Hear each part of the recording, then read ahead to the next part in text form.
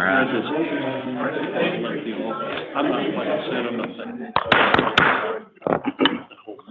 I have to do the gavel, sorry. All right. Anyway, thank you everybody for being here today. This is first day of March. And so for our March meeting of the Transportation Coordinating Committee, it's good to be back this month. I had a break last month, and then I was out the prior month. So, but for today, we have, as always, have a hybrid online option for those who aren't able to attend. We do have that being streamed for anybody who cannot make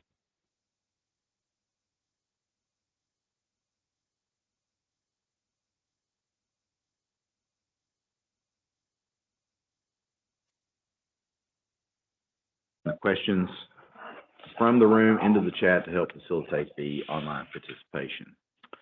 So we do have some action items today to go over, the first of which is the approval of the January meeting minutes. Do we have a motion to endorse the minutes? So moved.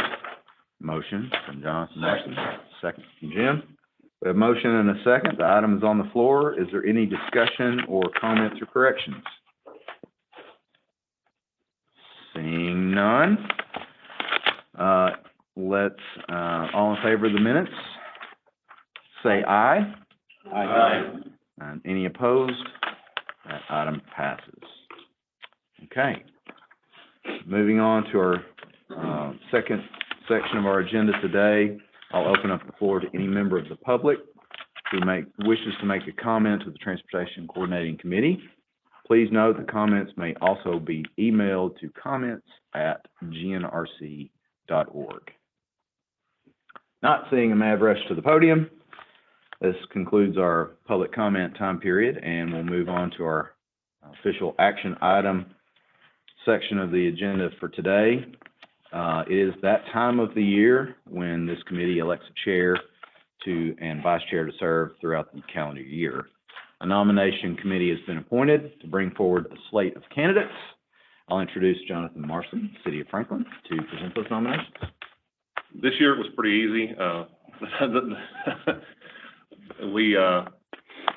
We're lucky to have the folks who are serving now agree to do it again. They've done a good job. Andy has done a good job as chair, and Josh has done a good job as vice chair and filled in when he needed to. And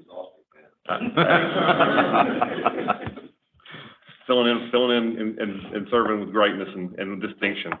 So that's all I can say. So I think we all agree that if they're willing, and I'm assuming they're willing, that's what we've been told, and so I will say that, but assuming that's the truth and nothing but the truth, I will nominate them, and the committee nominates them again to serve. Yeah. I'll say it's a joy to serve. So, Josh, thanks for filling in last month. So. Or 2 months. Yeah, I know. It's in the mail. Yeah. But I'll make that a formal motion if it's needed. All right. I'll second that. We have a motion and a second. The item's on the floor. Is there any discussions before we vote? All right. Seeing none, all in favor, say aye. Aye. Any opposed? I'm going to abstain just because I don't like voting for myself. So I'll vote for you, but I'm not voting for myself. But, okay, so the item passes. All right. Congratulations. Thank you. All right, so moving along to action item 3B, we are to the amendment to the Transportation Improvement Program. Next, I'd like to introduce Anna Emerson, GNRC Principal Planner. Thank you, Mr. Chair. We have 5 amendments to review together today. I just want to make it clear that these proposed amendments would be amendments to the new and upcoming fiscal years 2023 to 2026 TIP. I think as most of you are aware, we still don't have federal approval of the state's new TIP. So after the Transportation Policy Board considers these amendments later this month, we'll essentially just be holding on to this amendment package until we're able to officially submit it to TDOT and the feds for approval. But it wasn't going to benefit anybody to amend to outgoing TIP, so hopefully that makes sense to everyone. Do you have a timeline with the approval? TDOT has not submitted the SIP. Should be accurate.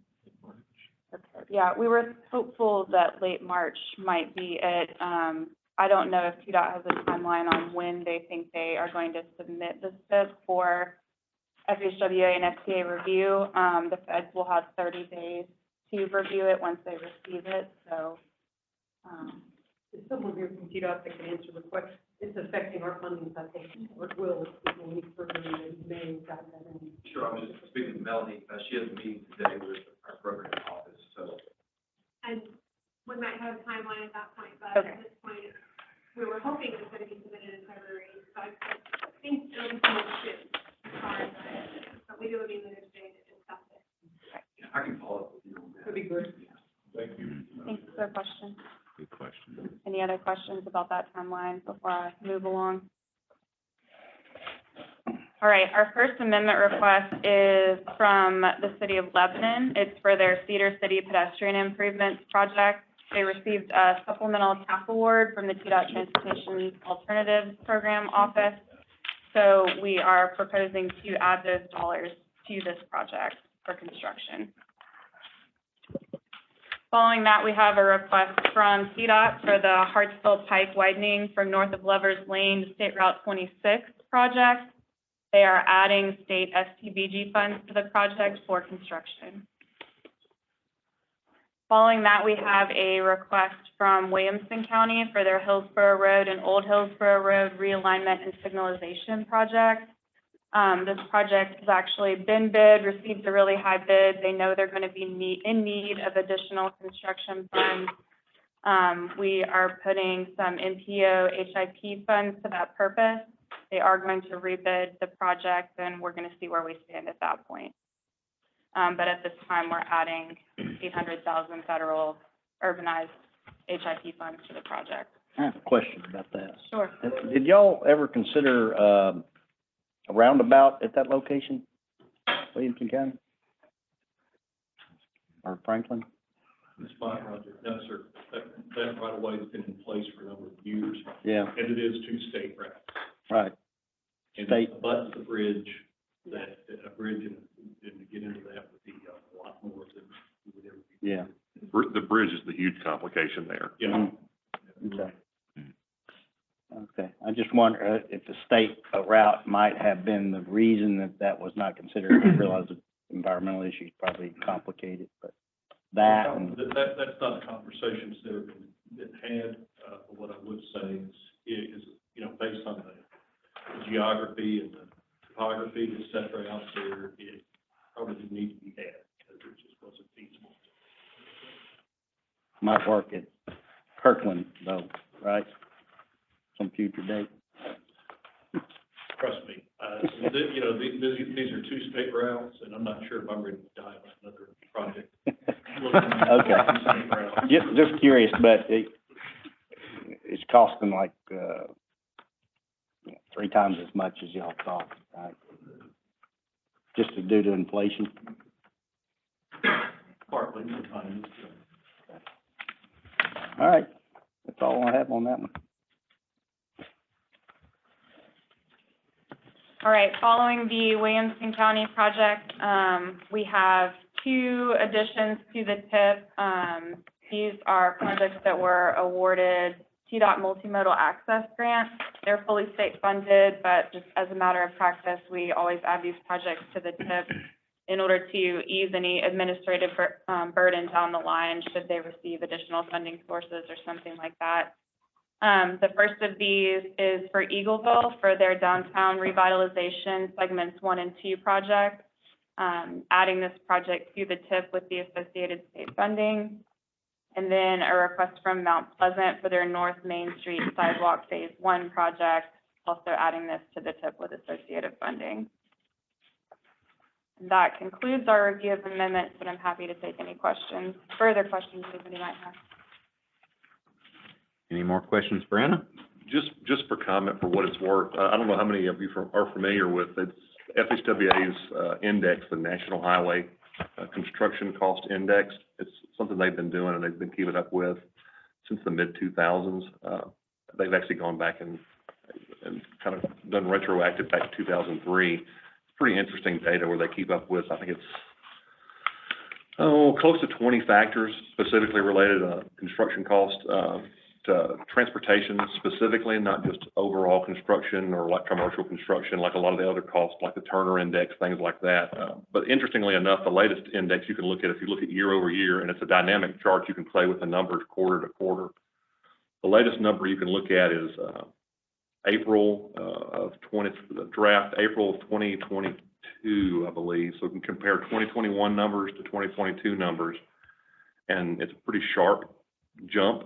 And so we were talking about inflation costs being a big driver, and it's actually, if you look at year over year, it was about a 20% increase of construction costs. It's actually a pretty interesting chart. You can actually play with that chart and actually export the numbers so you can get some inflation costs specifically related to transportation costs. So if you look that up, it's NHCCI, if you look that acronym up. Is it nationwide or regional? It is nationwide, but it still gives you some data to go off specifically related to transportation, since that's kind of what we do. Very good. I think that's something we can all take back for our respective bodies. I'm sure we're all having projects, whether it's for this body or locally, of what we're encountering. And that's something we're seeing locally as well, and just all of our projects are going up exponentially in cost. And when you really see that chart, you'll see, and obviously it goes up over time with just general inflation, but the last couple of years, especially since the pandemic, you'll see an exponential trend at the end of that chart. So it kind of helps explain to our local boards and commissions, why is everything costing so much? Well, it's costing that much nationwide, so we're not alone. Good, very good information. Any other comments, questions? I'll make a motion to approve all those amendments. All right, thanks, Keith. Second. Got a motion and a second. Items on the floor. Anything else before, we vote? All right. Seeing none, all in favor say aye. Aye. Any opposed? All right, motion passes. Next, we'll move to item 3C. This is, action item to endorse the changes to the functional classification and strategic highway network. For this, I will turn it over to Sean Falder, GNRC's Transportation Planning Manager. Thank you, Jarrett. The last action item today is a fairly uncommon request. One is for a change to the functional classification requested by the city of Franklin, and then the other one, which was included in the revised packet that went out yesterday, is a requested change from the Department of Defense for the strategic highway network of adding another route to be designated on that system. So we'll start with the functional classification. I think we could probably have a whole tutorial on functional classification from Max, which we might be able to do next month. But just kind of the overview really provides a framework for identifying the role that roadways play in moving vehicles across the region. It's assigned based on a number of factors, including mobility, accessibility, land use, just to name a few. And then it also plays a role in the roadway design, including speed, capacity, and also determines eligibility for federal funding, though, adding or changing a functional classification just to, is not allowed just to become federal aid eligible. And so just a couple of examples, the different federal classifications that we use on the next slide is interstate. You all know I-65, I-24, I-40, other freeway or expressways such as State Route 386, other principal arterials such as the Pikes or Mac Hatcher in Franklin, minor arterials, example would be White Bridge Road or Hobson Pike. And getting into the collectors, we have major and minor. Major collector example would be like Edge Hill in Nashville or Stewart's Ferry Pike in Wilson County. And then minor collector, Otter Creek Road in Oak Hill or Patterson Road. And so those are just a couple of examples to kind of set up the request item that we can go to next, which was from the city of Franklin for McEwen Drive and some associated roads in the area, but on the left-hand side, you'll see the current federal classification map, and then on the right is, or the middle is the proposed, and then if you focus in on the change, the city of Franklin is specifically interested in the section of McEwen Drive between Ox Ferry, or Ox Glen and Cool Springs Boulevard to Wilson Pike on the eastbound side. That section of roadway is currently a local road, and there is a project proposed to widen that section between Cool Springs Boulevard and Wilson Pike, and it's definitely not going to be a local road. It probably doesn't even serve as a local road right now. It hasn't served as a local road for years. Yeah, it's got, when we last did traffic counts a long time ago for a safety project, and this was 2016, the last time we did count, there were over 13,000 cars a day on a 2-lane road that's barely 22 feet wide. So the request would be to change the classification of that section of road to a minor arterial, and then the other associated changes related to that would be to change the classification of Liberty Pike east of Oxford Glen Drive from a minor arterial to a major collector, as well as change the classification of Oxford Glen from McEwen Drive to Murfreesboro Road, State Route 96, from a minor arterial to a major collector. And so those are the, I guess we can take these items together, but I guess we'll stop in case there's any questions on the functional classification request. I will bring up one minor thing that was out. So we specifically requested the functional classification change on the section of McEwen that encompassed our project. And I will say a big thanks to Joe Roach and the Long Range Division of TDOT. I finally found the guy that I needed to help change those classification maps from TDOT's level, because it was hard finding that one person, because even the links on the website did not point you in the right direction for the guy. So it took me a long time to find him. So big thanks to him. Please pass that along. I've thanked him every step along the way. He explained that very well. But he suggested several of these additional changes while we were there, just because the process can take a bit of time. One of the things he suggested was the additional change of Oxford Glen that connects between Clovercroft Road and Murfreesboro Road, or State Route 96. It's currently classified, and you can see on that far left image, well, you can kind of see it. It's kind of small, but that loop all the way around from Cool Springs Boulevard to the far left of the image, all the way back around to 96, is currently shown as a minor arterial. And it does somewhat function that way today. That's not the intent of that small section between Clovercroft and 96. People use it as a cut-through road. They just don't want to sit on traffic on 96 to get to Carruthers Parkway, or on 96 to get to I-65, coming, just basically commuters in the morning. So they cut through Oxford Glen to get up into the Cool Springs area. But by doing that, they cut through that small section of Oxford Glen that actually goes through a neighborhood called the Barrington subdivision. That's actually in the county. It's in our urban growth boundary, but it's in Williamson County's jurisdiction. It doesn't even have center line striping, no edge line striping, and actually has traffic calming features that have been there for probably 15 years. So it does not function. And so basically, that what I'm getting at, and I've traded emails with Joe on this. You know, the definition of an arterial is to move and prioritize the movement of people and goods.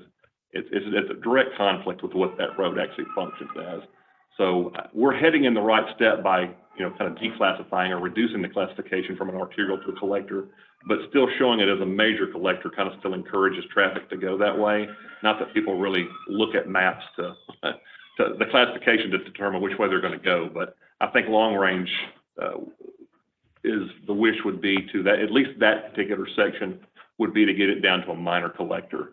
And the question I had there was, one of the things that was mentioned briefly was the eligibility for federal funding in the future if something does change. For like STBG funds, I believe it's a minimum of an urban minor collector. Is that correct? Okay. And I think that was what we kind of talked about being the what we would shoot for. So based on our discussion, Joe and our discussion, I would look to TDOT to see if they would be willing to maybe adjust this recommendation to go to a minor collector in that particular section and leave the other changes as they're shown. This, and I'm sure every one of us in here have a comprehensive plan with the functional classifications identified, and they're probably not consistent with the federal recommendations or MPO's recommendations. So in this case, the McEwen extension over to Wilson Pike, you're trying to create, I guess Wilson Pike is a arterial as well. It's all So arterial as well. that's gonna supplant this, Oxford Glen Drive. Correct. The only thing I was wondering is how far of Liberty Pike's reclassification east of Oxford Drive, where does that is? Is that in at Market or Broadgate or? Right now. Because right now it kind of goes into a local street, right? Yes, well, right now, it's Liberty Pike. The original intent for Liberty Pike, when it was built many years ago, was for it to go all the way over to Wilson Pike, but that's been stopped. Yeah, That's that's not gonna what I was happen anymore. So that's one of the reasons in turning it down to a collector and not an arterial anymore. So it's actually an arterial. We classify it locally as an arterial roadway. That was our first really non-state east-west arterial roadway in Franklin. But it doesn't serve that purpose anymore within Liberty Pike, or within, McKay's Mill subdivision. So that's one of the reasons in downgrading that to a collector. So is that gonna end at Market or Broadgate, and does Market and Broadgate take on the collector status as you head north and south? Well, it actually ends there at, let's see what they're showing you right now.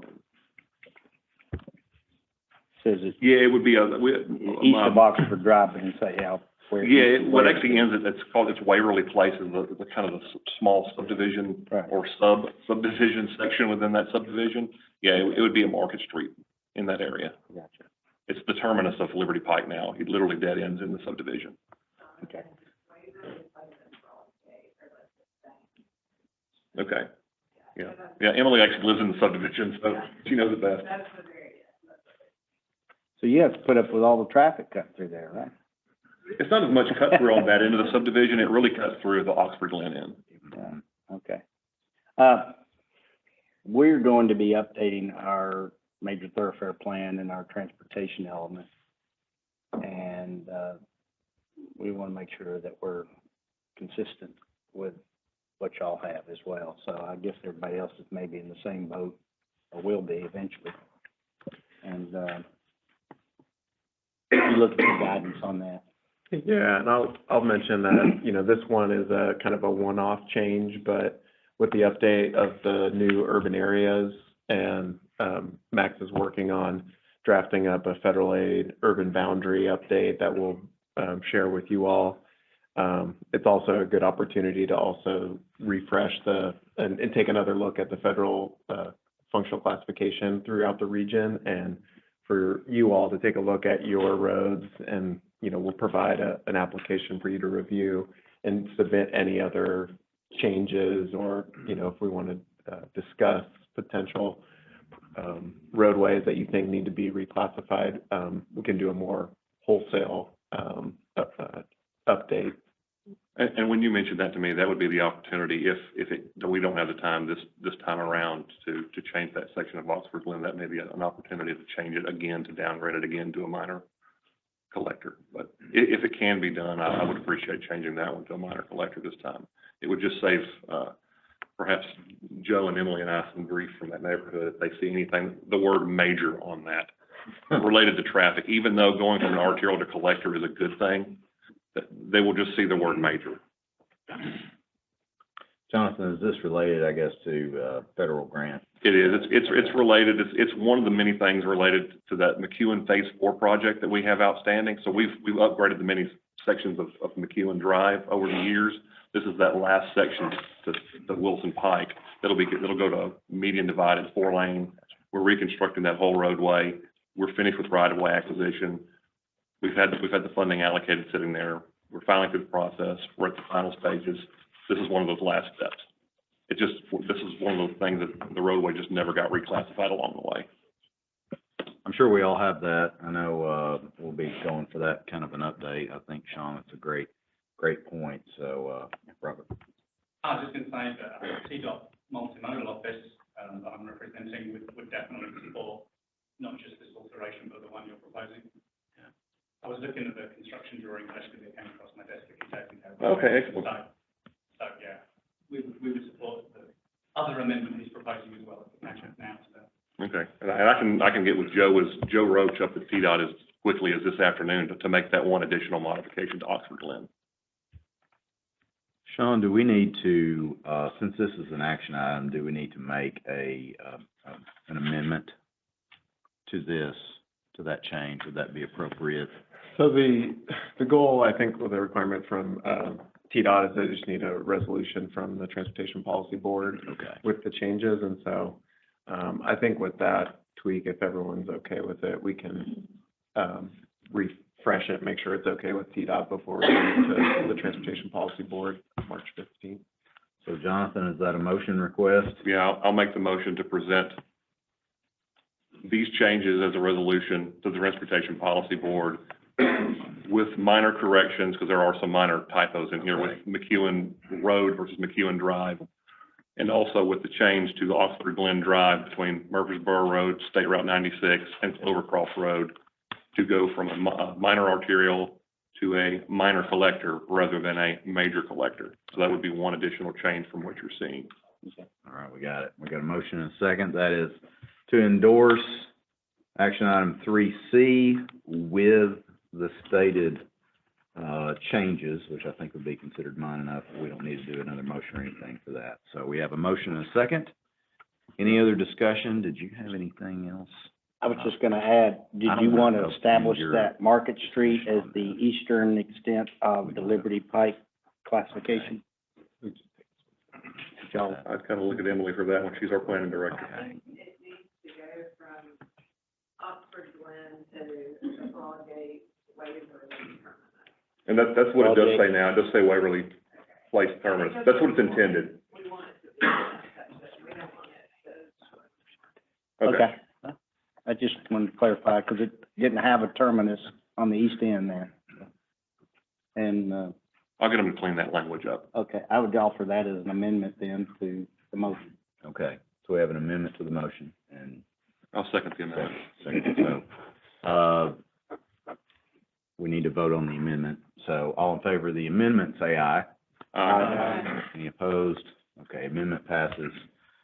Sean has some other stuff. Do you want me to go ahead and do the vote on the item and then finish the presentation, or finish the presentation? It's up to you. Maybe we'd take it. Well, we can do the straw net vote second, separate motion though, right? That's fine. Okay, let's go ahead and expunge this one then. All right. So, okay, we can. I guess we can go ahead and if you want to vote or finish your presentation. Were you saying vote on this one? Probably to vote on the motion. Yeah, let's Vote on this one, okay. So let's go ahead and we'll vote on the motion as once amended. All in favor, say aye. Aye. Any opposed? Okay, that motion passes. Sean, apologies for interrupting your presentation with us. So the second request was, from the Department of Defense, regarding the Strategic Highway Safety Network, and, I don't think that, the straw net has been updated since 2012 or so, so this is one that maybe no one has seen before. But the Strategic Highway Safety Network, or known as the straw net, is, critical for the Department of Defense's domestic operations, mobilization of and movement of the heavy armor, fuel, ammunition, repair parts, food, and other commodities to support the U.S. military operations. You'll see a map on the right that shows kind of the highway network. Also, you know, the rail network for the movement of all the heavy equipment is also a huge part of the network and provides a critical role. But this one, you know, specifically for highways, the requested change is related to Briley Parkway, of adding Briley Parkway from I-24 to I-40 to designate it as a non-interstate straw net facility. So If everyone has concurrence, then we can take this to the Transportation Policy Board and then go through the proper channels of getting concurrence with TDOT and Federal Highway as well. Is this the only state highway that is included on there? And what I'm distinguishing there is the other map only includes the interstate system and the US highways. And this one is the only state segment then? I believe that's correct.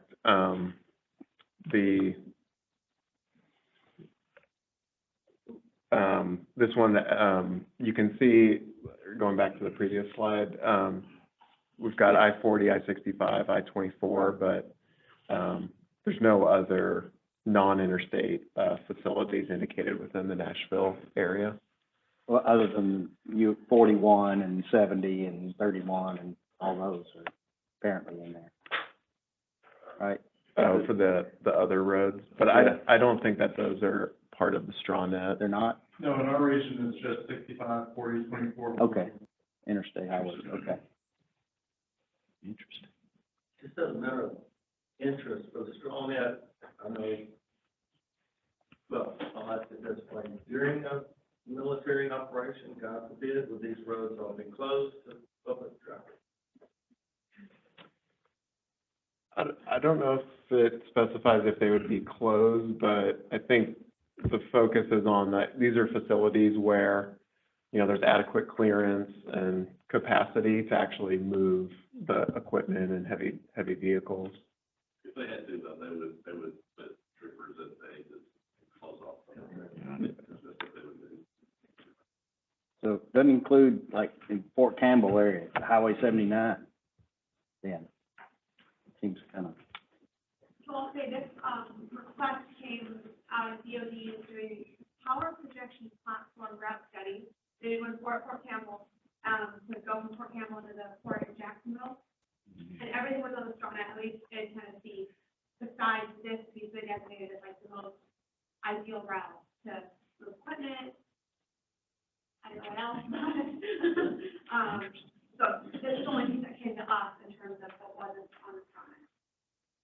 The thing identified as the ideal route. It does surprise me that they would not want, and it may not qualify just because of the way it was, which it was built was as 840 for the east-west connection around Nashville. I understand why they want Briley, because it goes around downtown. They don't want to haul equipment through downtown, but to not have that east-west connection around downtown as well, I understand you wouldn't be hauling equipment from Fort Campbell through downtown and going around Nashville that way, but if they were, west leg. yeah, the west leg, they don't have another access around the west leg. That seems kind of short-sighted.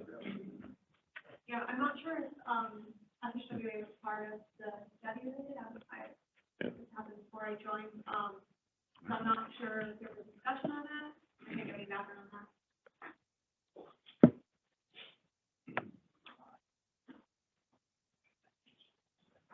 Fascinating.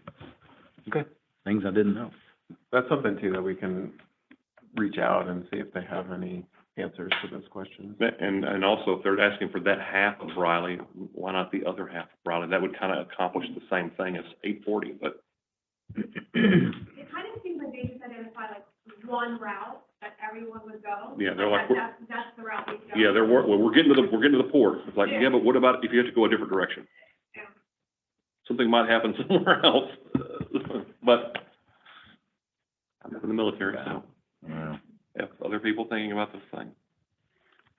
The East Tennessee side of me, familiar with Oak Ridge. I'm a little surprised not seeing Oak Ridge on there as well, or any of the state highways. Yeah. Yeah. Because that actually is a DOD installation, even though it is a national lab. So, anyway, I digress. Sean, sorry, didn't want to interrupt you. That's all I have. Okay. So we actually sort of separated item 3C. Let's say that we already voted on 3CA. And then we'll go, so this is still an action item as well. So for the straw net, I love the acronym name. Do we have a motion for approval? So moved. Motion Motion and a second. Any other questions or discussions before we vote? All right, all in favor say aye. Aye. Any opposed? Motion passes. Okay. We have concluded all of our action items for the day. Now we're to our informational items. Item 4A, first is our update on potential amendments to the RTP Regional Transportation Plan. For this, I'll turn it back to Sean Falter. Thank you, Chair. Wanted to bring a couple of updates to you regarding some projects that you had seen in the past. I think back in November, in processing or voting on amendments to the RTP as well as the TIP. So two projects. One is the Cleveland Street Extension Project that is tied to the Oracle development crossing over or under the interstate in the downtown Interloop. And then the other was related to the Vietnam Veterans 386 extension project that came from the governor's one-time appropriation for the next section, phase 2A, that would get the northeast, the corridor to the State Route 109. So these are, both of these projects are top regional priorities. Well, I should say, kind of going back to the regional priorities for the RTP, these projects touch on regional priorities that we've identified. If you go back to the previous slide, the one, obviously, we have had in the RTP for multiple RTP updates now is the reconstruction modernization of the Interloop, and a lot of the potential opportunities in the Interloop related to not only the west side, but the east side. And so this Cleveland Street project fits into to that larger need to reconstruct and modernize that Interloop. In addition to the project description, right, we have the cost estimate of what we've allocated through the RTP, but also the cost range of what that might entail in total. For the net corridor, this is multiple phases of the corridor between Davidson and Sumner County, but the first phase that's already in the TIP, and then the phase 2A that was approved by this board through a TIP amendment. That project was rejected through the TIP amendment cycle for inconsistency with the long-range plan. And so this is something that we wanted to bring to everyone's attention, that these are regional priorities. And before we bring back any amendments to you all for consideration, to just make you aware and open up any discussion or see if there's any additional information that you all need. On the second slide, this indicates within the RTP where that funding is allocated to those projects. So you can see the $250 million that's allocated to the Interloop modernization. Obviously, that's not going to be enough, but there's pieces of it like the Cleveland Street that tie into this larger vision. And then for the Northeast Corridor, about $370 million that's allocated for that first section, and the Section 2A that'll get you all the way to State Route 109. And I think specifically on the Northeast Corridor section, I think what was pointed out by FHWA when they had rejected that amendment is inconsistency with the scope of the TIP amendment versus the RTP amendment, and that scope, the main difference being the inclusion of transit managed lanes, which has been a key component of the project element from the Long Range Transportation Plan. It's also been referenced in the Improve Act, project description for the Improve Act. And so with TDOT's proposal for the 386 section that's going to go to State Route 109, they're not mentioning any transit managed lanes with that piece of the project. And so just wanted to make you aware of the difference in the scope of the RTP versus the TIP, make you all aware. And then, I guess some of the, just understanding, for the Northeast Corridor is, is there to understand and reconcile any of the significant revisions in the project design, and expectations set by, the RTP and the TIP and the Improve Act. If you go to the next slide, Daniel, just kind of some of the items that folks might want to raise or discuss. Also with the Northeast Corridor, understanding kind of the full extent of those funding needs, and potential impacts to fiscal constraint,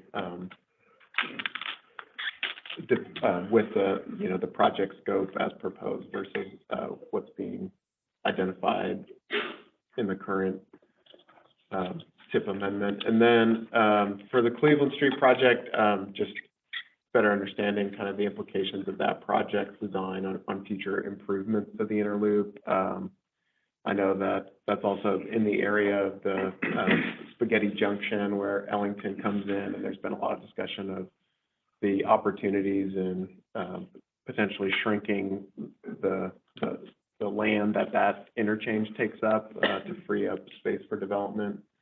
And then TDOT has an inner loop study as well that they're still underway with, and there's potential recommendations that could come out of that. And so understanding kind of the full extent of those funding needs for not only the project, but future implications on that inner loop in general. So I'll leave it there and just ask if there's any questions or comments that members have, and if there's any additional information that you'd like to see in order for us to bring back the RTP and TIP amendments that would be necessary to include these projects, for you all to feel comfortable with that. I know we definitely would like to see some explanation about the change of scope of the Northeast Corridor transit. I know there were some discussions that TDOT was doing some studies about that. I know what I've heard and some conversations, but I don't know that that's ever been made a final decision. So we're not aware of where we landed exactly on that. So at least from legal perspective, we'd like to see it. I don't want to. Yeah, you're speaking for RTA, so we'd like to know what's being considered to make up for that specific change for the transit and managed lane. I want to go back a few slides just on the funding. One more. We've got potential funding sources for that Northeast Corridor listed as a new starts, FTA new starts, and based on conversations that we have been part of or heard of, it's not an eligible project for new starts at this point. FTA funding at all. Based on conversations that we put on this book that were last week.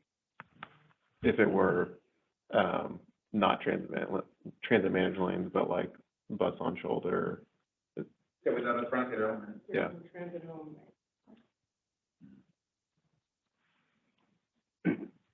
I guess with the extension that we're talking about on the far east end, the transit service goes to the Greenlee interchange, and most of the improvements, with the exception of transition lanes perhaps, is going to occur east of Greenlee Boulevard.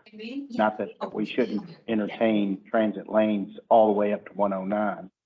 Then we'll have this gap here between Greenlee Boulevard and Saundersville Road that won't have the transit element, at least in the cost feasible long-range plan. I would imagine that the design would accommodate, at least in a temporary sense, east of Greenlee Boulevard to accommodate transit in some future time, but I don't know if that's going to be something that would be acceptable for funding purposes or not. I think that's Josh, is that like $111 million project? So we're going to be adding $111 million, that state funds is right now, I guess, and state and local funds. I don't know if there's any federal funds involved in it yet, but I think they want to keep that door open. So and then that's gonna have to come from somewhere else, and we've seen what the cost of inflation is doing, but,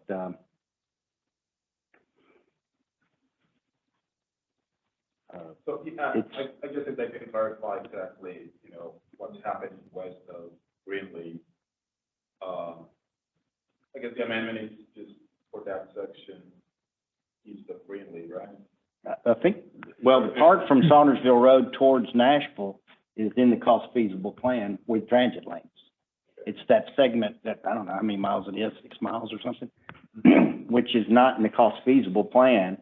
Ultimately, when that project becomes cost feasible, it should certainly include the transit lanes consistent with the westerly section. Right. But the easterly section is, at least at this time, beyond the service area because the transit station's off Greenlee Boulevard. Right. Not that there shouldn't be another one Yeah. east of there, Right. though. Yeah, and our main concern would be what happens on that, you know, that section Mhm. west of Greenlee. Because Greenlee, yeah, it is our end of the line there, but, I guess just some clarity on it. It's not very clear what the limit is or what they're thinking of. Like I said, I know we've heard some conversations before, and there was some talk about, bump and shoulder, and, you know, the reason that we never heard what the latest was on that. Yeah, no, I've seen a planning report for the 2A portion, but I'm not sure that, has there been a planning report for the phase 1? I don't think so. Okay. So we can circle back, see if we can get access to those, and then have someone, kind of provide a walkthrough of the planning work that's been done and any design decisions. That'd be helpful. I guess I'll ask on the funding side of these.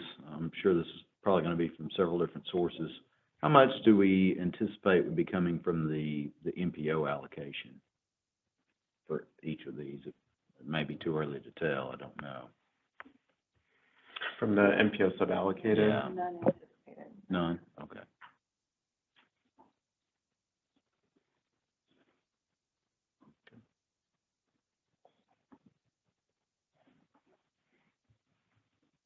Any other, questions? Sean, did you have anything further on that one? So I guess my question, what's gonna happen next? You guys gonna bring RTP amendments and tip amendments, so get everything in alignment, is that essentially the? Yeah, I think this was kind of an update. We didn't want to bring any amendments to the board today with the new news or, the new information to you all, and kind of put you in a position to have to act without all the information. And so I think we can work to prepare these for the next amendment cycle. Both would require an RTP amendment as well as a TIP amendment. So we can bring that package, for you, as well as, you know, any additional presentation items, on both projects.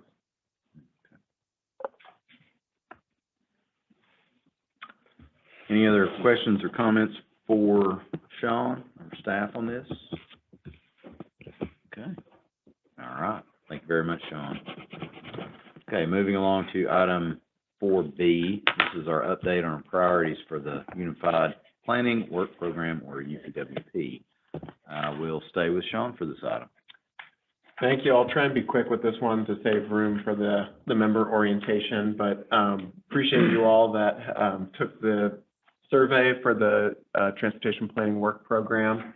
A lot of good input there and a lot of good information on some of the priorities and planning activities that you'll be kicking off or have underway in your communities. You know, just some of the elements that are going into the development of our work program. Obviously, there's the core requirements that we have to fulfill as part of being an MPO. There's also some planning emphasis areas that we received from FHWA, and we'll list off some of those. Your input, which will go through some of the results of the survey that you indicated. Obviously, identified needs from our previous plans and studies, and I think a lot of a lot of those needs continue to remain, as we, try and solve safety, congestion, the rising of affordability issues. And then, some of the, staff identified, needs and issues that, in conversations with you all and, relying on some of the data that we've seen as well, of priorities that we need to address. Just the planning emphasis areas, I know we went over these. These are the latest, I think, as of last year, but a lot of topics that we are fall in line with kind of our regional priorities. I know we've talked a lot about the need for complete streets and safer facilities for all users of the roadway. We've also been working on getting more data to work on our transportation planning, specifically through a big data acquisition with the CRISA funds, which we're hopeful that we'll soon get the notice to proceed to move forward on that purchase. But that'll open up a lot of opportunities for us to be a resource and have access to data on congestion and travel patterns throughout the region that then you can utilize and even incorporate into some of your local planning activities. I think the equity and justice and transportation planning is another one where we've been doing a lot of data analysis on vulnerable populations, and this just reinforces the need to elevate that and incorporate into all of the different planning activities and products that we're producing. If you go to the next slide, some of the member input, I think this is interesting. I think the core priorities remain the same. Safety continues to be at the top. Worsening traffic congestion has even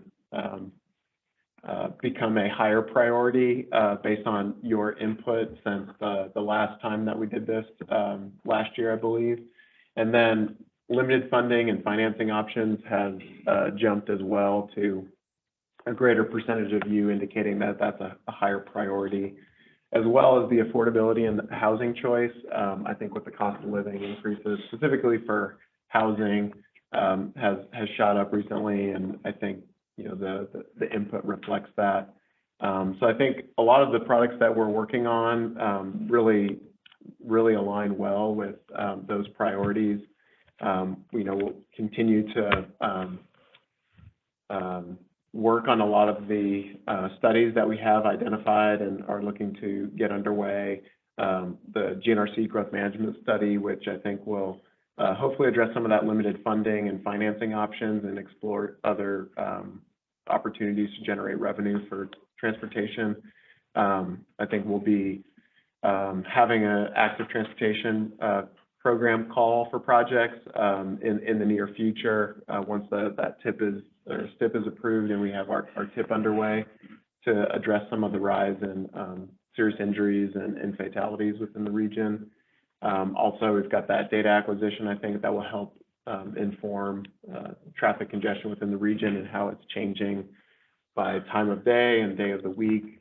So I think a lot of opportunities. And then, the other thing that we do recognize is we've been saying this a lot, but like the need for early coordination and a comprehensive approach to projects. And so we've also carved out that funding for a pilot planning program within the TIP to utilize some of the STVG dollars for planning activities within the region. And I think there's, some opportunities as well with everything going on at TDOT with the Build With Us and IPD and for opportunities to improve that coordination.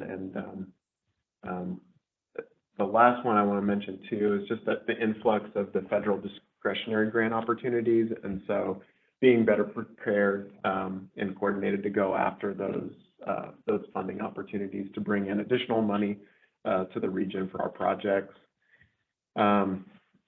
Just a couple of, and I can send these out, just a couple of new activities that people had identified. WEGO's got a couple, including a TOD framework and an update to the N-Motion, as well as Murfreesboro Pike study for high capacity transit. And then another one, or another some other activities for some of the new local government activities. A lot of people looking at updates to the comprehensive plan or their major thoroughfare plan. And then also Metro Nashville has a number of initiatives underway, one for a multimodal master plan. And then also looking at, kind of related to the growth management study, is updating their traffic impact study guidelines for new development.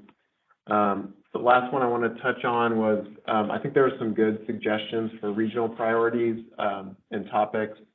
I think there was an interest in continuing to focus on project delivery, which a lot of you are dealing with and grappling with, and to identify kind of those solutions to speed up projects and get them to construction sooner rather than later. And so the task force will be working to get those recommendations out in the spring.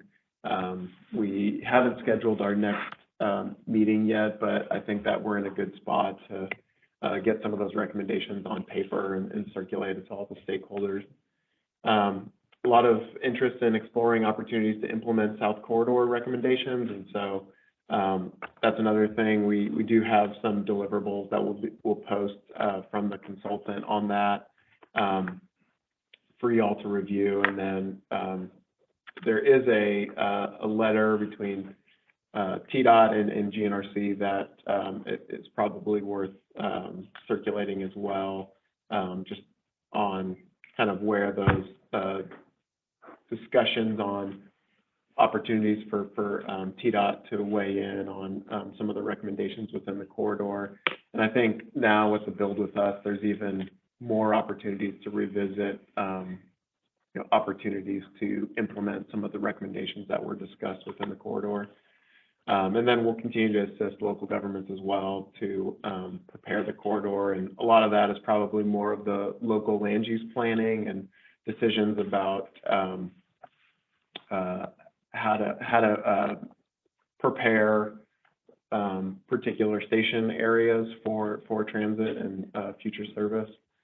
And then there's also some interest in expanding opportunities for planning and grant assistance. And so that's another thing. We've got the pilot planning program that we'll be looking to move forward on, but we are here as a resource too, and we'll continue to be for participating on your steering committees on local planning activities, providing you with data, or helping review or bounce ideas off of for grant applications. So just know that we're a resource here. I think that's all for now, but obviously the work program, we'll be hearing from TDOT on some of the potential expectations that they have for this development cycle, but we'll have an opportunity to continue with the update of the work program next month. Any questions on that? From somebody who's done traffic studies before, and obviously I'm sure we all get them, the Metro Nashville, the multimodal traffic study is something interesting to me. I'm curious about maybe what comes of that, particularly if any of us have any developments that might have more mixed use type developments. I know that we're starting to see more and more of those in some of our jurisdictions, and how that might help to play out because a lot of our focus is on vehicular trips, but I think that's going to be, in those, I know when you get into the traffic studies, you have a lot of trips that you can take out for mixed use type developments that might be internal to a development. But if we have any internal streets within those, how do we handle that level of service, obviously, for bike ped facilities and how that handles? So I would be very curious once that's completed to kind of see what comes of that. So I think that might be some elements that a lot of us can take for our own use. So I think I'm very interested to see how that comes out. Anything else from anybody else? I would I was just going to say, in terms of that grant application assistance, we're very aware that some of the most disadvantaged and smallest communities, when they're applying for our discretionary grants, like multimodal access grants, they aren't large enough or don't want to enter into negotiations with a consultant where they have no idea what sort of costs are going to be incurred. But it's really hard for TDOT to give them impartial advice about our competitive grant application. And we ourselves are dealing with so many consultants and so many engineers that it's hard for us to have an impartial list or recommendation. So there is a gap there with the very smallest and disadvantaged communities. But yeah, it would be really cool if GNRC was able to help fill that gap for those very small and disadvantaged communities to apply for competitive grant and give that assistance, which, as I say, over the last couple of years, I've found we're not able to fill that gap and remain completely impartial because of the number of contacts we're already using across the state. So that would be really useful, yes, that last one. I think to that point, there's a lot of, even larger, even outside of the multimodal access, which is state focused, a lot of federal highway discretionary grants that are new, very difficult to navigate. We went for one last year. It's very cumbersome. It's a lot of time and effort, and it's very different from what we are used to encountering. And then how the money gets handed out and stuff like that. Some of them go directly to the communities and don't go through TDOT. And so, I think we've got a new wave of challenges that we have with the most recent transportation bill. Anything else? Okay. Thanks, Sean. All right, let's move on to our next informational item, and that is our annual member orientation. For this, I think I'll turn it back to Sean for your presentation. All right, while our staff either takes the podium or gets ready,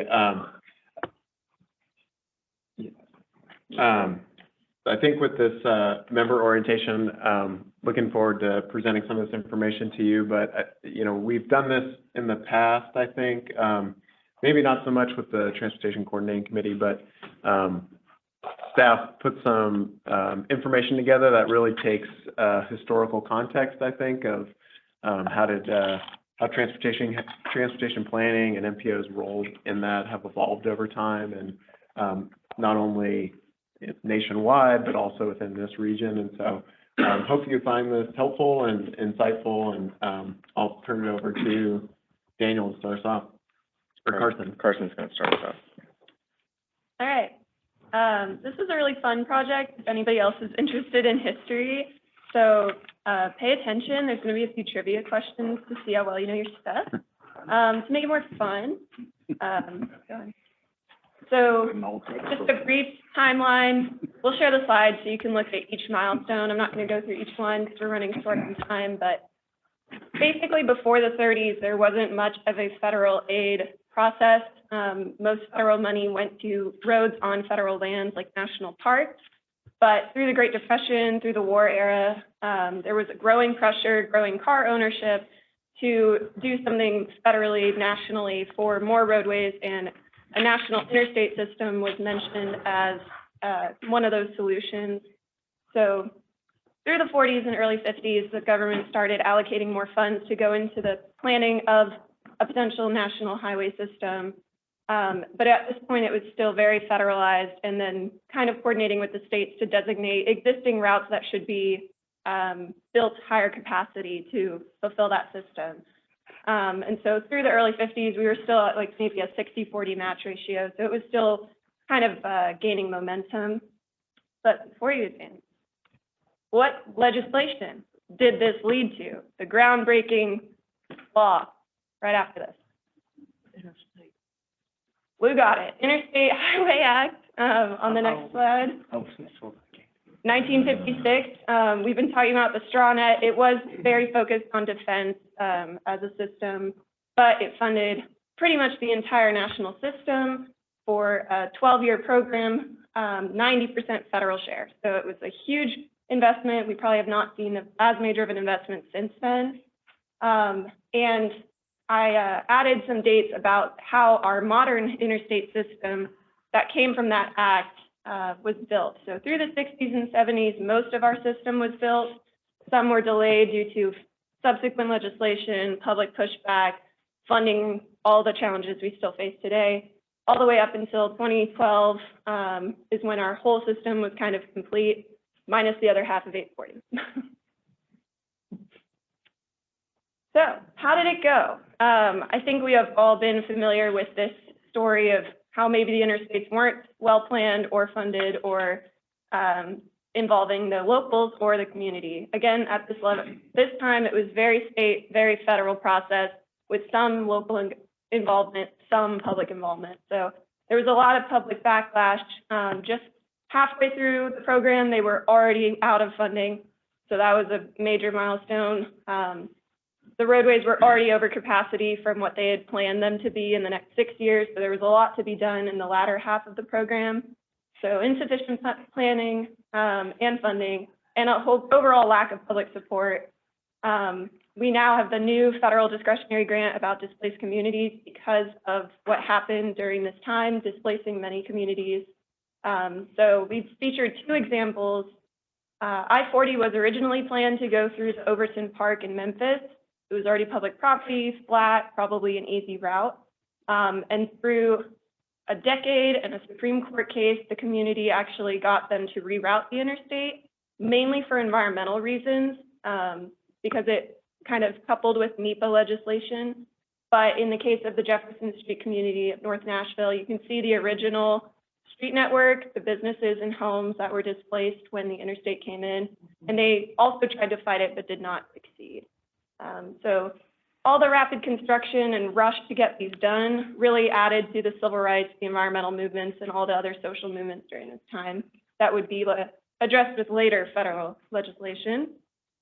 And on the next slide, we just have some more pictures kind of depicting how major of an investment this was.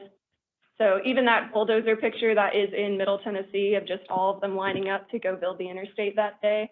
And it's just kind of crazy to think of that level of investment about 70 years ago. But happened to Daniel. All right, so you may be wondering why we're here, why we have MPOs. So I'll start with the trivia question. MPOs and the transportation planning process requires a 3C process. Who can name the 3 Cs? No one from FHWA. Yeah, FHWA cannot answer this question. Comprehensive. Coordinated. Close. It's like a synonym of coordinated. More. Stronger. I should know this. Close, but similar. Shaking hands. Yeah, not collaborative. Cooperative. Cooperation. Cooperative. Is that 2? That was 2 of them. 1962. Last one. Repeat again, what's the first one? Comprehensive, Cooperative and Coordinated. What are we always striving to do?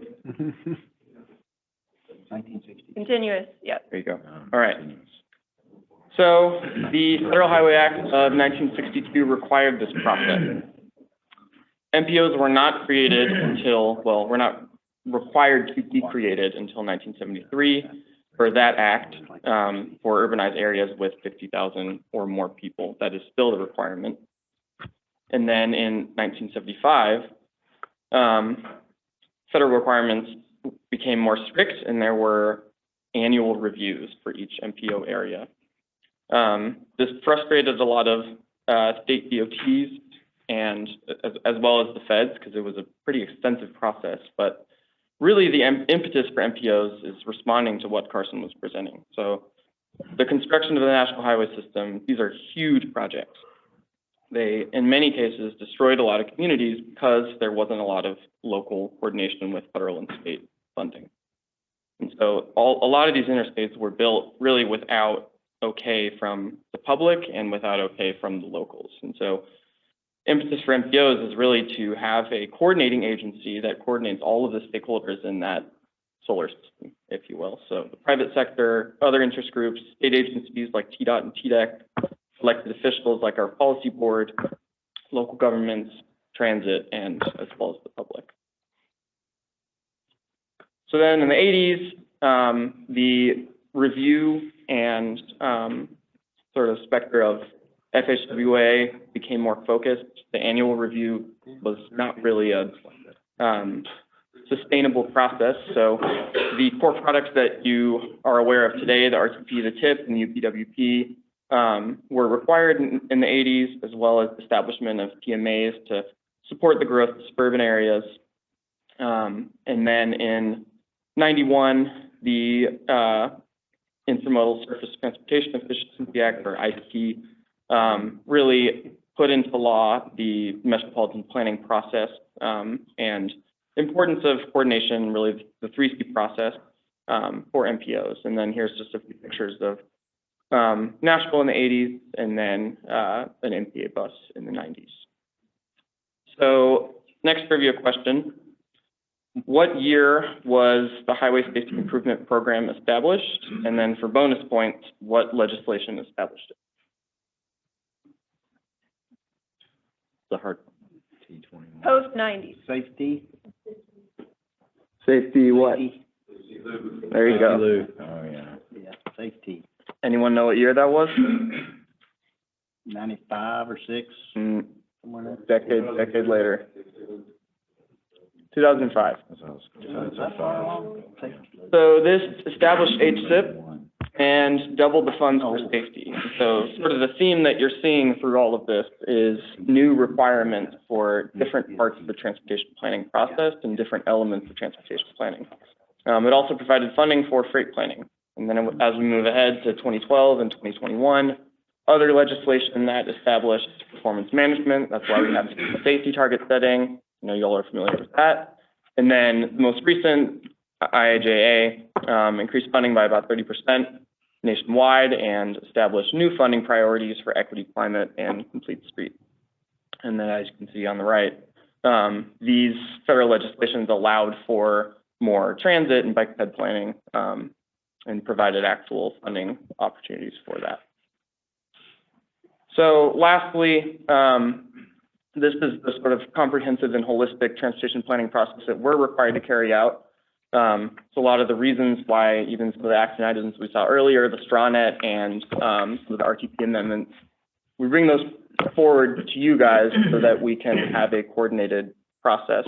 And so all of these bubbles around transportation planning were put into place or required by different legislations. So the most recent being IIJA sort of really emphasized the environment and equity as well as the safety. And then other legislation sort of made all of these bubbles sort of one process.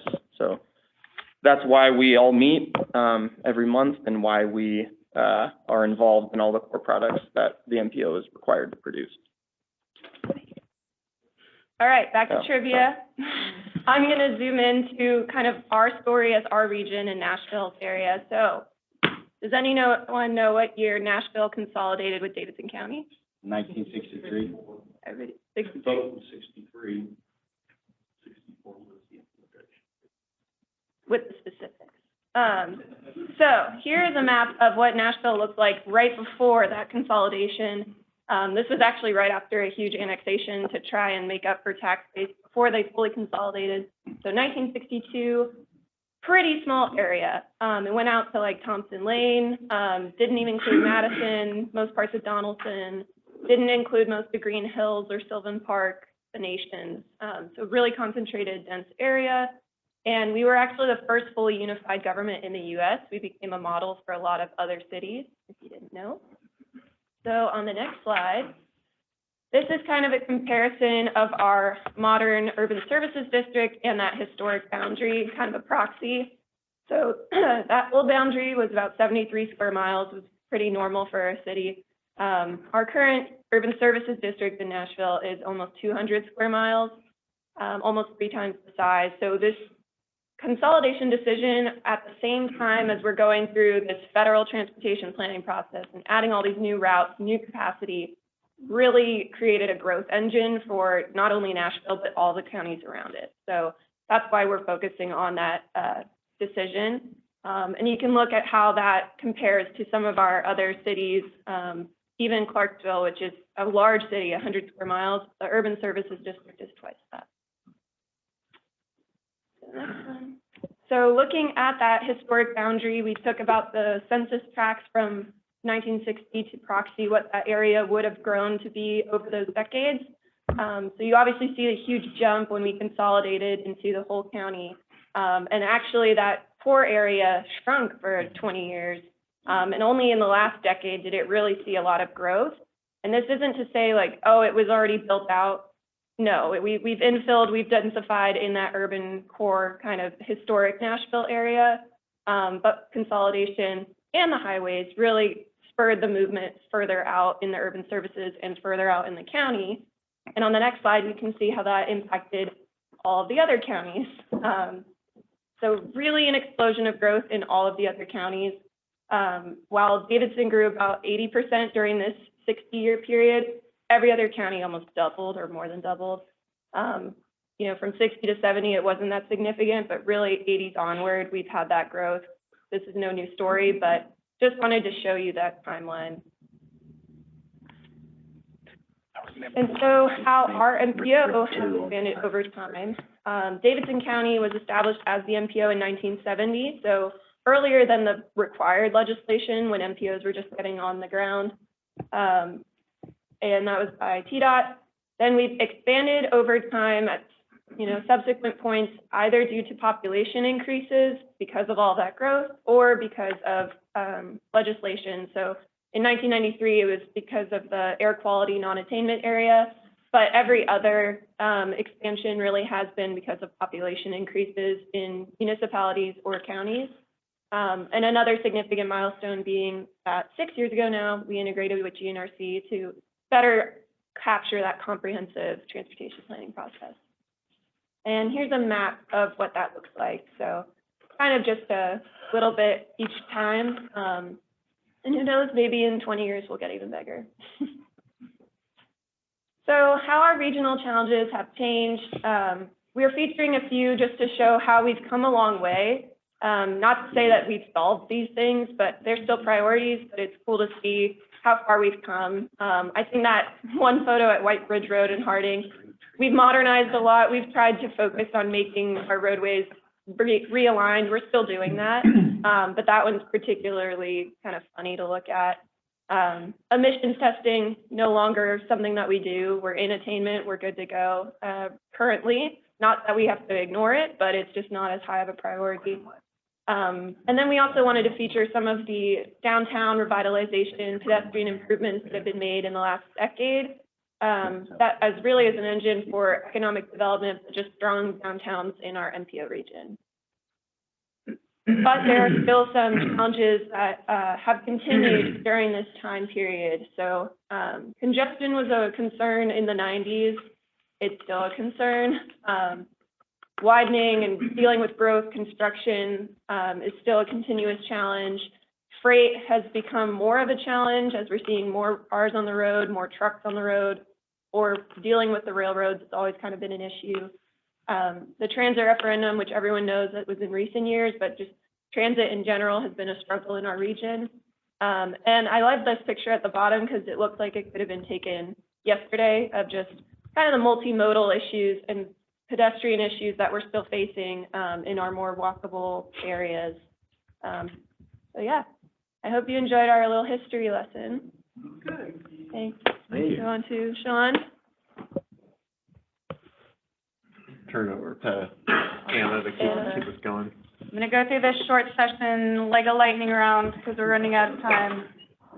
And I'm scrolling the mouse the wrong way. GNRC, it's the Navy area. There are 93 members. That's a lot. You should read this slide in its entirety when we email it to you.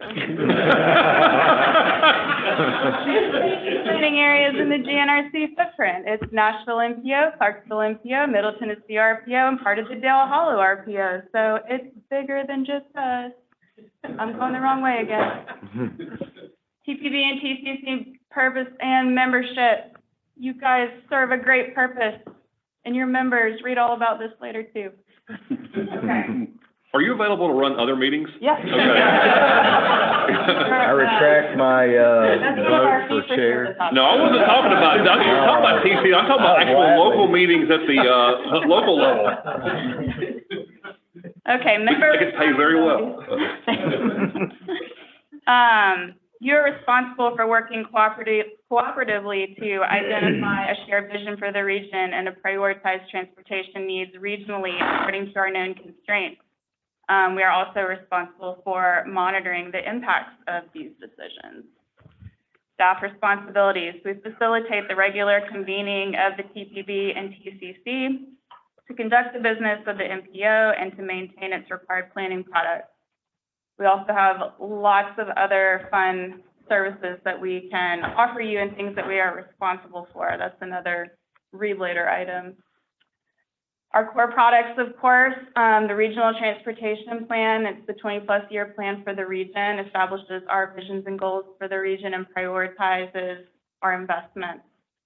We adopted the last plan in February of 2021, so our next adoption will be February of 2026. The Transportation Improvement Program, or TIP, everybody's favorite NPO planning document. It's our short-term funding program for our investments that are identified in the short-term horizon of the regional plan. As you all know, we all just worked really hard together over the past year or so to update that, so we won't adopt another one until October of 2026.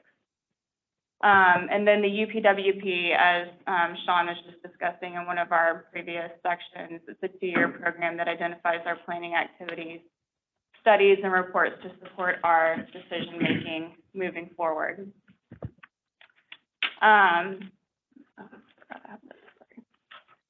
Member input into these core products. You help us establish the regional goals and objectives, identify transportation needs for funding, and prioritize our strategies and investments based on that funding. For the TIP, you guys are responsible for advancing your projects through the development process, consistent with the programming that's available, and maintaining close coordination and communication with us on those projects in order to maintain the projects within the TIP. For the UPWP, you share your local or sub-regional planning efforts and assist with identifying regional priorities for planning studies. And then TIP expectations of members and staff. This is another good item to review later when we send out this slide deck, but we could probably go into a whole section on responsibilities related to the TIP. It's just essentially vital that we continue to communicate with each other constantly and work closely to maintain that document. And then I'll just mention briefly some of the tools and resources that are available. I know the GNRC website has a lot on it, but transportation, MPO-focused stuff is, you can access at gnrc.org/transportation. And then, you know, some of the data resources that we have available, I think many of you have requested data from MAX in the past, but I mean, anything from transportation facilities to demographics, employment projections, vulnerable population information. We have access to that. Information on congestion, system performance. We can, you know, answer questions that you have related to that. And a lot of this is, you know, in the form of dashboards or ArcGIS map applications that are easy to access and download. Environmentally sensitive areas is another one that is a good resource. Growth and development projections, and then you've heard Ashley present on all of the crash data that we have access to, and so those are just some of the resources. And I think you know, these can be used for a lot of purposes. You know, particularly at the local level, if you're trying to document existing conditions and trends, or identify needs, you can tap into these resources. Also for evaluation and prioritization of those strategies, or even to bolster a grant application that you guys have, so that it's a data-driven. Those are all, you know, potential applications of this information. I will mention just on the next slide, just a couple of those interactive tools, and it's the GNRC data dashboards, I think, is a good one, and we'll be working on a way to get a clearinghouse to you of all of the applications that we've developed as well that are not, on the dashboards or the other data portal links. And so just know that if you have any questions, you can also just email Max, and he can probably find what you're looking for. So that's all that we have for the member orientation. We'll send around these slides. Happy to take any questions, and we'll move on to regular reports if you don't have any. I just want to say thank you. This was very informative, and I appreciate the time. Also, the emphasis on staff responsibilities, but also member responsibilities, because I think, you facilitate the process, but we all here are the MPO, so I think it's important that we stay committed and active and involved in the process. Thank you. Absolutely. Well, we could have kept going back in history to when Asheville had transit. Streetcars and. Yeah. So I think it is important, though, to reflect on some of this, because some of it is relative, where, congestion was the top problem in the 90s, but we would love to go back to the 90s level congestion in our region. And there was times when we had more expensive transit service. And it's funny as that is, our transportation alternatives project, where we're doing the bridge across the Harpeth River for the multi-use trail, a section of that is where in Harlesdale Park is where the interurban used to run. Mm-hmm. We're actually doing a section of decorative concrete where the interurban used to be. Cool. Which we have, it's cool, but it's like we're in historic Franklin, we're celebrating the historic interurban railroad. It's like they figured out transit, however many years ago, and then we ripped up the tracks. Start laying tracks. Correct me if I'm wrong, I think Metro still has some of the old streetcar tracks in the pavement in some of the streets. Yeah. We found pictures of that. Yeah. They find them occasionally when they rip the streets up. Gallatin Pike, I saw some rails in Gallatin Pike the other day, Yes, looking out my car. correct. Weren't there because of a pothole. Like New Orleans all over. Thank you all. Anything else for questions on this? We'll be looking forward to the slides so we can read more in depth on that. So anyway, all right. So moving on, regular reports. Federal Highway, Melanie, you got it? Yeah, just a couple items, and I'll try to also run through them pretty quickly. I did want to mention, with $5 after UPLUPs, we did get, actually, I issued a memo on complete street planning specifically, essentially granting a waiver on matching funds required for SPR, state planning research funds, but then also PL funding. So actually, we work with TDOT and the Tennessee MPO Association, all the MPOs, of course, to really, figure out how to implement that. But really, it's just to encourage at the local level to, focus on that complete street planning. I do think they're planning on actually providing a little more guidance on it soon, but I just want to mention that. Actually, they also released published a final rule on electric vehicle charging minimum standards. So they pushed that with the NEVI program, but that really applies to all actually they funded EV infrastructure. Along with that, they're going to actually do a discretionary grant program that's expected to go live pretty soon. The NOFO we expected to go live pretty soon. It's the Charging and Fueling Infrastructure Grant Program, and they'll fund both community charging and fueling grants, and then alternative fuel corridor grants. So states, MPOs, local governments will be eligible for that. And once NOFO is released, we'll provide that, but that is on the books to go live pretty soon. And then at the very end of your packet, there was, this is from last time, I think, was the meeting example, but just talking about discretionary grants. Just want to make you all aware of the DOT Navigator resource. Really good kind of place to kind of a one-stop shop for discretionary grants. A lot of information on there. I guess a lot of stuff on there. There's a checklist for locals to use, when you get ready to apply for a grant. Kind of walks you through all the ins and outs of, how all the aspects of how much goes into actually applying for federal grants. So just want to point that out as well. I'll second that. There is a lot of information. I sat through a webinar series they're giving right now, and they kind of have all the different heads of the departments go through those. It's about an hour and a half webinar. it's a little overwhelming because there's a lot of stuff, and they go from person to person to person. But they show you a lot of good resources in that. Yeah. And then things like our tool set, especially targeted towards rural applicants, you know, so I think that has a lot of information if you're totally new to the grant process of how it works. So, just a good resource to at least try to get your fingers on if you guys are find any of these grants. And that was not mine. All right, thank you, Melanie. Any questions or anything for her? All right, seeing none, move on to Jonathan. You got the TDOT. So the only update from TDOT, our transportation planning grant that, we introduced to the MPO last year, we're gonna announce that again this year, and we're gonna do it this month. So if you're interested in that, look for that in the next 2 to 3 weeks. I'll make sure I send you all the details, Sean. But yeah, so we have funding available. How long will the call be open? Call will be open for 3 months. Okay. All right, that's good. Thanks, Jonathan. Any questions or anything for him? All right. Now for the chair's report, I just want to thank everybody for this body and what you do here. I know that we're all in the same boat.